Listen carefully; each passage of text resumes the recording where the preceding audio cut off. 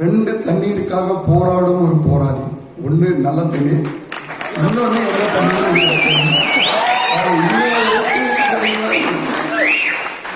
சேருவாரு.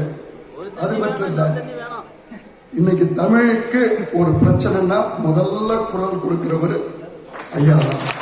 அதை தாண்டி இன்னும் நிறைய பேருக்கு ஐயாவை ஒரு மருத்துவரா தெரியும். அவர் குடும்பத்துல எனக்கு இப்பதான் தெரியும் ஒரு 70% மருத்துவரை உருவாக்கி வச்சிருக்கிறாரு. ஏன்னா அது ஒரு மிகப்பெரிய சாதனை. அது மட்டும் இல்ல, பசுமை புரட்சின்னு சொல்றதை எல்லாம் வாயால சொல்லுவாங்க.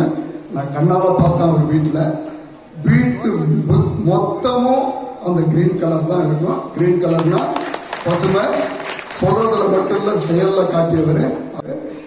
தன்னால முடிஞ்ச அளவு எந்த அளவு இறங்கி செய்ய முடியுமோ இந்த வயதிலையும் அவர் செய்ய துணிஞ்சவர், செய்யறவர். அவர் கல்லூரியிலும் இன்னைய வரைக்கும் நீங்க பாத்தீங்கன்னா, காலேஜுக்கு எந்த பேர் வச்சிருந்தாலும் அந்த காலேஜில் இருக்கிற பசுமை ஒரு ட்ரிப்பு வெளிநாடு போயிட்டு வரும்போது ஒரு கன்றை வச்சு அதை ஒரு அடையாளமா உருவாக்குற ஒரு தெய்வ மகன் சொல்லலாம்.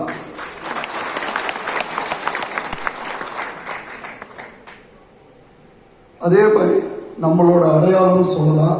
இன்னைக்கு தமிழுக்கு ஒரு மூத்த அரசியல்வாதி, மூத்தவர்